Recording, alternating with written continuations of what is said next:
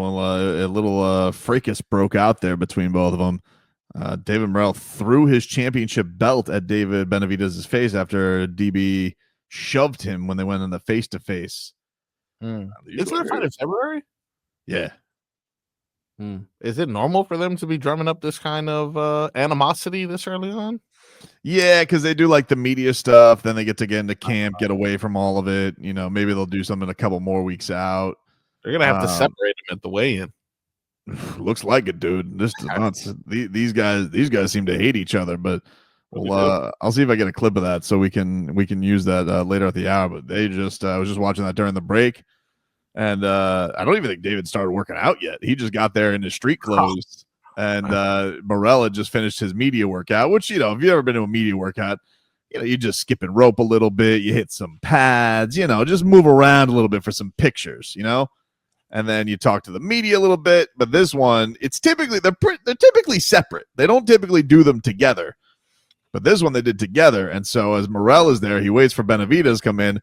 They yak at each other. Benavidez shoves Morrell, and then Morrell throws his belt at David's face. I was like, wow, I've never seen that move before. Yeah, very strange because he's also a champion, right? Benavidez? Yeah, he's got the WBA belt. Both of them are like not the real side ramp belts. The real belts are on Beterbiev right now. Ooh, you know how boxing works. How many belts are there in that division right now? There's 4 real belts. Then there's an interim belt, which is basically like if Bivol Achilles blows out in this, or Beterbiev's Achilles blows out in this fight, then you could ascend to regular champion. So that's why they have those. But it's also just so these ring sanction places can just get more of a cut. Get more money, right? So instead of having no champ, in order for the champ to be acknowledged, he has to pay a cut of the gate or whatever that is. Cut of the purse. But yeah, let's mix it on up, dude. Just like they were at the gym, huh? Let's do it.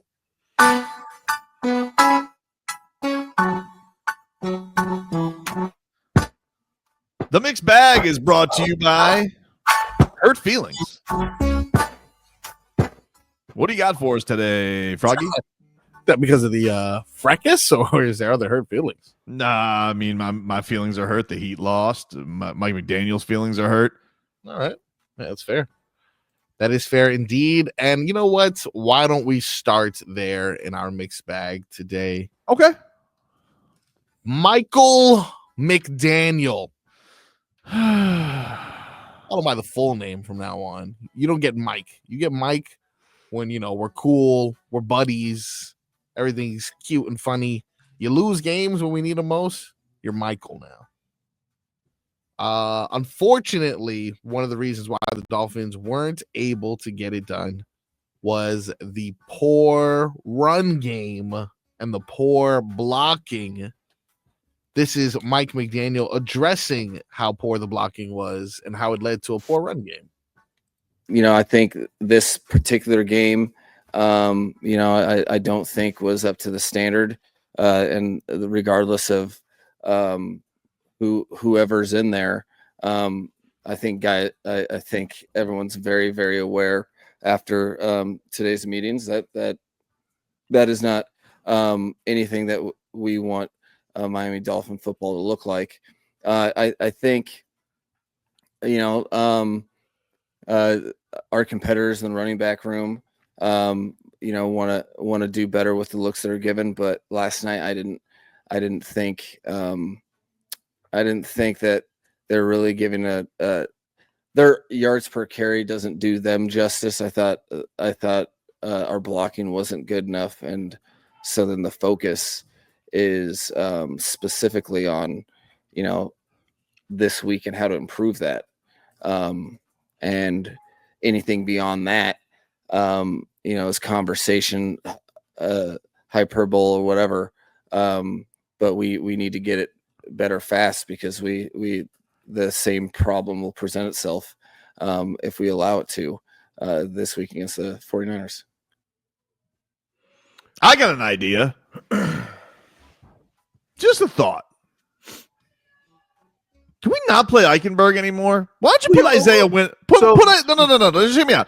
Let's just try it on for size. Let's wear the shoe around the store for a little bit. Put Isaiah Wynn in at right guard. Just try it out. See if this bum doesn't give up sack after sack and pressure after pressure. Hey. See if he can actually get some push up front. Why don't we try somebody else there instead of this guy who's got one move, which is to aggravate defenders?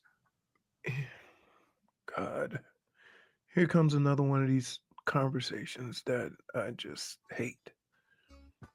Every offensive lineman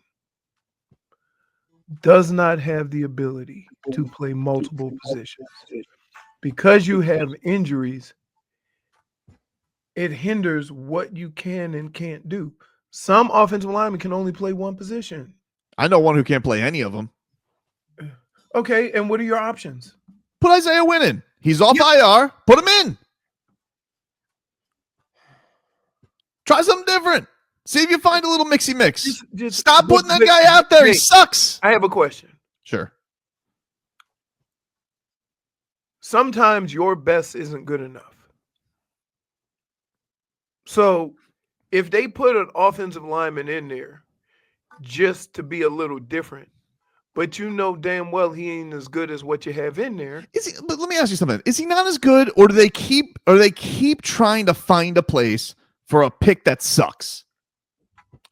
They've tried every position with this guy. He's not good at any of them. Gives no effort. He's on the floor at all times. The only thing that he does is badger people and poke people in the eyes. You took Zach Sealer away from us for 2 weeks. Don't think I don't know that was you, Liam. Everybody's covering for you.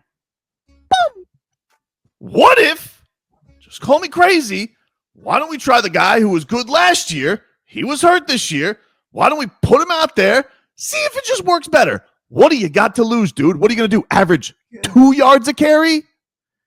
Again. No, seriously, Lear. What are the ramifications? You're making it sound What are the ramifications of it? They can't run the ball. Okay, I understand that. So when was the right guard? He was the left guard last year before he got left guard last year, right? Yeah. You want him to move him to right guard. Yeah, baby, let's go. You don't think that's no big deal? No, he's a vet. No, it doesn't. All right, dude. They did it with Eichenberg. I'm not arguing with you about this because you have no idea what you're talking about. Just have a guy. Can I just say this? To go out there. Isaiah Wynn is probably a better guard, a left guard. Then put Robbie Jones over the right. Flip him on over. That's a whole nother conversation. Let's change it on up, baby. I just finished explaining to you how every offensive lineman can't play every position. Get Eichenberg. There's only off a the couple field. of guys that you have on your team that you can move around like that. Get him off. Add all the injuries and stuff like that. You have what you have. Get him off the field. And put who? What if they know that the person they replace Eichenberg with is worse than Eichenberg? They've been talking up this You're Eichenberg. saying that from the outside. It's the same thing Eric Spoelstra does with Kevin Love. They get caught. They think it's going to work out. They think he's not going to be a Dolphin after this year. Move on. Okay. Been averaging a fart every carry. Okay. It's a moot point. You know he stinks, right, Leroy? Yes, I was the first one that say hugs across America. That's his new. So why are you defending this? Why can't we shake it up? Listen, how come nobody gets to lose? Here's what I hate when people watch football and say, "Hey, let's get somebody else in there." You don't know if the other guy's better. They do. At least the guy's got a resume. Oh my goodness. So does Kevin. I don't know why you pick on Eichenberg. So does Kevin Love. You want to know why I pick on Eichenberg? Kevin Love's got a you resume. bully him. Kevin Love's got a resume. And Kevin Love's old, and I said the exact that you're making my point for me. No, I'm not. Coaches get stubborn. Coaches get stubborn in thinking that they know a system better than they can actually provide production. That's exactly my point. If that's the case, they would move Eichenberg. It's not the case. I'm telling you the exact point is coaches get stubborn in thinking that a move is going to work out, or they're too afraid of the failure of another move when it could actually end up being more productive. You think they'd rather be safe? Coaches do it all the time, dude. Can I ask you a question? Sure.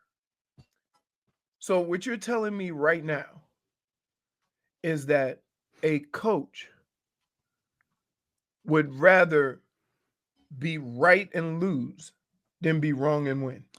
I'm telling you, a coach a coach would rather lessen the risk of known than the risk of the unknown, but it potentially working out for him. You're assuming that it's the unknown. That's what I'm saying. Like, you think if they had any other option other than Liam Eichenberg, he would be in there? Then why is he still on the team, dude? He sucked at 3 other positions. You've made the same argument for me every year. Yeah. He moves to a new position and sucks Yes. at that position. Yes. You've made the same argument about this guy. You know what And he is? He is. You have 1 or 2 of these guys on your team. He is a guy that can play multiple positions on the offensive line. And none of them well. Didn't say he was good. Okay. But nobody else can. So you have to play him because you don't have any other options because everybody's banged up. And also, Marcos, it's not comparable to Drew Smith Oh, at it's all. Dude, At all. absolutely At same. all. It's You not. bully him. One guy has been a starter You and bully a Drew top Smith. high pick his entire career. The other guy is literally an end of the roster guy who is now flourishing with his chance. It couldn't be any more the opposite of Liam Eichenberg. You horse's ass. Wow. 42nd overall isn't that high of a It's pick. pretty high, dude. It's pretty high over 7 rounds. Hey, so wow, he was a pick before me. Second round, Jesus. He was That was pretty high. What Yeah. are we doing? But again, you Whoa. like it's hard. Like I'm just sick of him. it's hard. It's hard Bully to him. explain that, and I try to explain this to you a lot. That there's certain guys that make the team because they have the flexibility of playing multiple positions. But he's It might not necessarily be his best position. But one of the reasons why you see Eichenberg all over the line of scrimmage with all of the injuries that they've had in the last couple of years, Eichenberg is the one guy that can move around. You know what his best position is So going to he be? gets to play. His best position is going to be when he's Coach Eichenberg. All right. When he's Coach Eichenberg for Notre Dame and he's coaching their O-line, he goes, "Don't worry, guys. I played every position. None of them well, but I'll teach you." I don't know why I made him sound like that. I think he's like from Indiana or something like that. But you guys get the point. So my suggestion is, who would you like to have in there instead? I just told you. Who? Put Isaiah Wynn on the team. Either put Robert Jones over at right or put Isaiah Wynn at right. Flip the guards. Get Eichenberg out of there. You can't just Get him out of there. You can't just switch sides with offensive linemen. Why not, dude? Oh my goodness. Never mind. Let's move on. Like it's he says I have a Rolodex of empty excuses. Dude, every offensive Is it lineman the only can't- position? that every can't- offensive lineman can't play every position. Okay? That's So a problem. when you say offense, no, it's not a problem. It's a fact. No, it's a You can put problem. whatever twist you want on it. So I put- you guys say we have 10 offensive linemen. You want to just move them around. Everybody can't play, especially on the opposite side. I just want That's to not as easy as you're making it sound. just want to take that bum and get him off the field. He stinks. All right. I'm tired of it. I'm tired of us fitting Okay, a round now- peg now, into a square hole. And you're willing to risk at the What about- the guy that's coming in might be worse. Leroy, can I ask you a genuine question? Because I love you. Sure. How could it be worse? Is he going to give up Believe- more pressure? Believe me when I tell you, He was it could literally be worse. he was worse than a guy off the street last week. Okay. Okay. Like this. Carmen San Diego was better than him last week. This is where we are. Who the hell was that guy playing right tackle? I trust him more than I can. am- Kick him I am inside. do you Carmen? know that I'm Who the having hell a is this guy? conversation from experience, and you're having a conversation from wherever the hell you're having it from? It's not as easy as you think to be moving offensive linemen all over the place. You only have maybe 2 or 3 guys that can do that. They moved him around. It really worked out. I'm not saying it worked out. I'm saying, but that's what their options are. Like, just because, okay, guess what? Mhm. Here, I'll give you a perfect example. I'll give you a perfect example of this. Okay, when who's the left tackle for Baltimore? The Hall of Famer. Ogden? Jonathan Ogden. Jonathan Ogden, when he first got into the league, he was a guard. Mhm. Right? Then he moved So it was Tunsil. right? They were really good. Mhm. Really, really good. So you had to get them on the field. But they still played on the same side of the ball. Okay? You understand what I'm saying? He played left guard, then moved to left tackle. When you take somebody like Patrick Paul, I always said, oh, if he's good as everybody says, then he can probably play guard until Armstead's knees fall off. Until Armstead's out, right? Mhm. And then you could just move him to tackle. Clearly, he must not be that versatile because they've never tried him at any other position. Like, it happens. Every guy, no matter how good the offensive lineman is, it doesn't automatically mean that you can play a different position on the field. So now you got Patrick Paul who plays left tackle. He might be one of your top 5 best linemen. He really might be. His problem is he's backing up one of the best, if not the best. So that's a perfect example of why. Listen, if I take my 5 best linemen and 2 of them play the same position, ideally you would like to try to move them over so you can get them all on the field. But if it doesn't work, it doesn't work. So just because Liam Eichenberg might not be one of your top 5 guys, and Patrick Paul might be, Patrick Paul can't play any of the positions that Liam Eichenberg plays. So Patrick Paul's on the bench, Liam Eichenberg's playing. It's not as easy. You say, oh, just move him to the right, move him to the left. But I'm not saying that. Like, I'm talking about a veteran guard who's been in the league. Like, I'm not talking about a rookie, dude. It still doesn't mean that you can move. Okay, well, let's continue to average 2 yards a carry. It seems No, like but, it's working out swimmingly. but why are you trivializing this and say, oh, just switch sides? It is not that easy. I keep telling you that. Okay. I don't know why you think. But you've made the same. deal. But you've made the same argument with this player. You've made the same argument with me about obviously they know something because they keep putting him out there. They keep trying him at new positions. And some guys are more versatile, and it's not worked out. Not at one of them. I'm telling you what it is. He is one of maybe 1 or 2 guys that can play multiple positions on the offensive line. So guess what? When somebody gets hurt, Liam Eichenberg, that's who they go to. Okay. Well, when does he get to suffer consequences of sucking at his job? When they have another option. Okay. Take a break. Back with more of this.